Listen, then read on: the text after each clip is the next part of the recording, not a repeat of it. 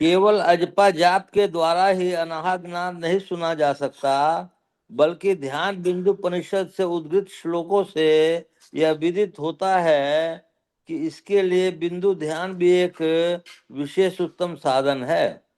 बिंदु ध्यान दृष्टि योग के द्वारा किया जाता है। देखने की शक्ति को दृष्टि कहते हैं। दृष्टि योग में केवल इसी शक्ति का प्रयोग होना चाहिए। आंख डिम और पुतलियों को किसी प्रकार का कष्ट नहीं हो, इसके लिए सावधान रहना चाहिए। इसके साधन की क्रिया किसी अच्छे गुरु की सेवा करके जान लेने चाहिए। बहुत खाने से मृत्यु होती है तथा न खाने से भी मृत्यु होती है। गोरखनाथ जी कहते हैं, हे पुत्र, संयम करने वाले ही मध्यम मार्ग, न अधिक खाना न कम खाना का अनुसरण करने वाले दुख से छूटते हैं। अघाकर भर पेट मत खाओ, भूखे मत रहो। दिन रात ब्रह्म ज्योति का वेद व रहस्य लेते रहो, अर्थात ऐसी गुप्त युक्ति का अभ्यास करते रहो जिसमें ब्रह्म ज्योति प्राप्त होती रहे। गोरखनाथ जी कहते हैं, शरीर के साथ हठ या जिद मत करो और न बेकाम निठल्ले बैठे रहो। या मार्ग पर चलो या गुदड़ी सियो या ध्यान करो या ज्ञान का कथन करो, इस भांति सर्वदा अपने को संयम में रखो। हड़बड़ा कर मत बोलो, उतावलेपन से मत चलो, मार्ग चलने में धीरे धीरे पैर रखो, अहंकार मत करो, सहज स्वभाव की स्थिति में रहो। गोरखनाथ जी महाराज ऐसा कहते हैं। गोरखनाथ जी कहते हैं, हे अवधूत, सुनो, संसार में ऐसे तमाशबीन बन के रहो। आंख से देखो, कान से सुनो, पर मुख से कुछ मत बोलो। स्वयं उस प्रपंच में मत पड़ो। गोरखनाथ जी कहते हैं, तुम होश आवाज शुद्ध बुद्ध रख के हट करके तर्क मत करो। यह संसार कांटे की बाड़ी है। दृष्टि से देखकर पैर रखो, अर्थात समझ बूझ कर व्यवहार करो। मन में रहो, अर्थात मौन रहो। भेद मत कहो, मीठा वचन बोलो। अबुद्ध लोग अत्यंत क्रोधित होके तुम अपने को ठंडा नम्र बनाए रखो। श्री सद्गुरु महाराज की जय। अब मैं आप लोग को गुरु महाराज की किताब से सुनाता हूँ। यम नियम आसन प्राणायाम प्रत्याहार धारणा। धारणा छठा अंग है लगभग, या सातवां जो भी हो। तो उसमें क्या है कि आंख बंद कर करके किसी मने स्थान पर आप जो है किसी चीज का सहारा लिए हुए देखते रहिए, तो कोई ना कोई चिन्ह उदित होगा, फिर उसका सहारा लीजिए। फिर वही चिन्ह जो है ध्यानाभ्यास में बदल जाएगा, फिर वही ध्यान में बदल जाएगा। साधन में सहारा, बिना सहारा के रहना पड़ेगा। सीध में देखते हुए एक टक देखते रहना पड़ेगा। सहारा लीजिएगा तो आंख खुली रहेगी तब ना सहारा लीजिएगा। आंख बंद रहेगी तो सहारा किसका लीजिएगा? कोई दृश्य अगर आपको नजर आएगा तो उसका सहारा लीजिएगा।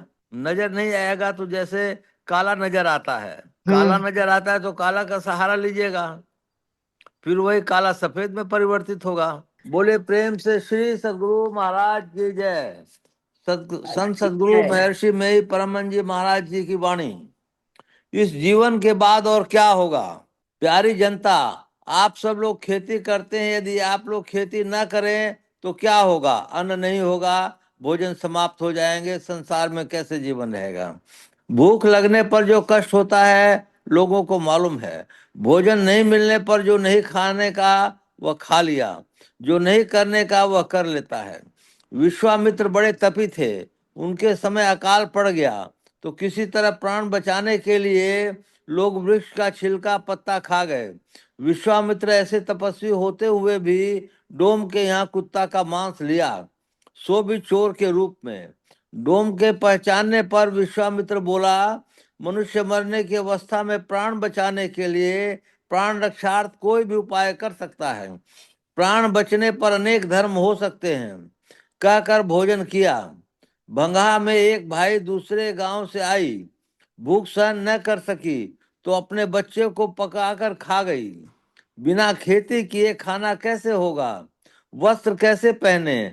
द्रव्य भी कहाँ से आवे? केवल हीरा मोती घर में रहे और खाने की चीज न रहे तो भूखे मर जाएंगे। लोग इसी डर से खेती करते हैं कि खेती नहीं करेंगे तो भूखे रहना पड़ेगा। लड़के गुरुजी से डर से, घर में माता पिता के डर से पढ़ते हैं। इस अवस्था में नहीं पढ़ने से पीछे संसार में विद्याहीन होकर महादुखी होंगे।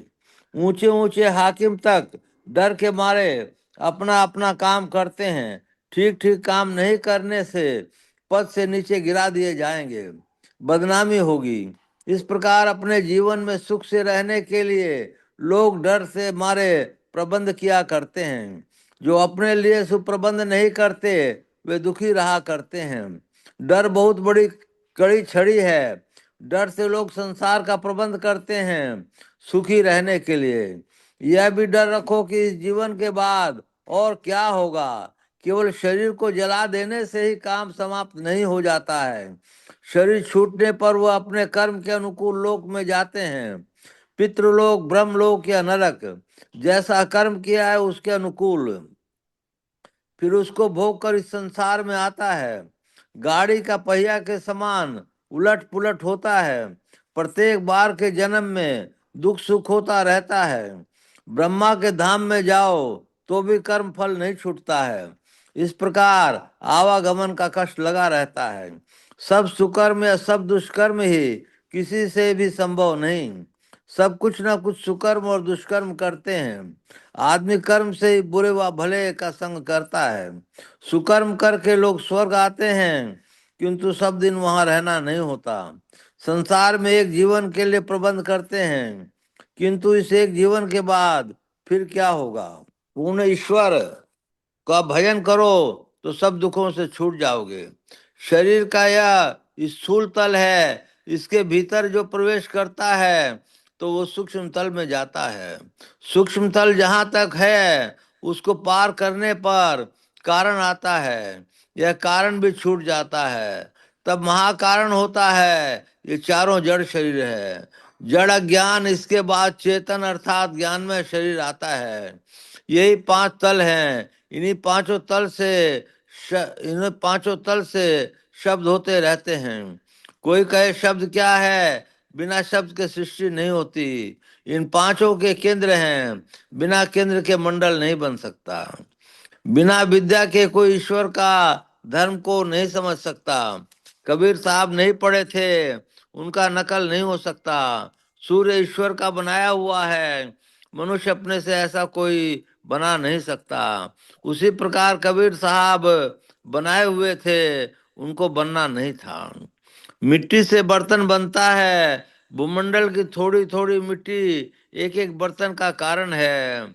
उन सब छोटी मोटी मिट्टी का खजाना भूमंडल है। जितनी मिट्टी से बर्तन बनता है और वह जहां से मिट्टी ली गई वह भी स्थान है, तो जहां से मिट्टी ली गई है वह महाकारण है। सब मिट्टी कारण है और उसकी खानी महाकारण है।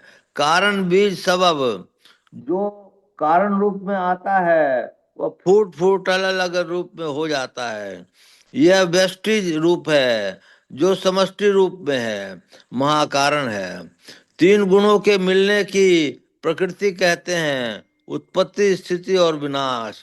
यही तीन गुण हैं। उत्पन्न करने की शक्ति रजोगुण, पालन करने की शक्ति सतोगुण, विनाश करने की शक्ति तमोगुण है। इन तीन गुणों से विशेष संसार में क्या है। संसार में यही तीन गुणों का काम करते हैं। तीन गुणों के समरूप जो है वह प्रकृति है, उत्पादक, पोषक, विनाशक। तीनों का सम्मिश्रण रूप से जो है वह है प्रकृति। यही प्रकृति समरूप से रहने पर महाकारण है। इसका नाप जोक नहीं हो सकता। तीन शक्ति जहाँ समरूप में है कुछ हलचल नहीं हो सकती। तीन छोर वाली रस्सी को तीन बराबर बल वाला आदमी खींचे तो हलचल नहीं होगा। उसी प्रकार तीनों गुण समरूप में रहने से महाकारण है। जब जब ईश्वर की मौज होगी, प्रकृति के किसी अंश पर मौज पड़ने पर उस अंश का भाग कपित हो जाएगा। वह हो जाएगा कारण और आकर्षण भाग महाकारण होगा। महाकारण के बिना कारण नहीं होगा। धान का बीज कारण है। धान बोने से अंकुर होता है, वह सूक्ष्म। फिर धान का वृक्ष हो जाता है, वह होता है स्थूल। इस प्रकार प्रकृति के चार रूप हैं, यही रचना है। हम लोग प्रकृति से के स्थूल रूप मूल भाग में हैं। अपने अंदर धंसो तो सबसे बारीक वह है जो आंख बंद करने पर अंधकार मालूम पड़ता है। अंधकार से आगे बढ़ो तो सूक्ष्म में चले जाओगे।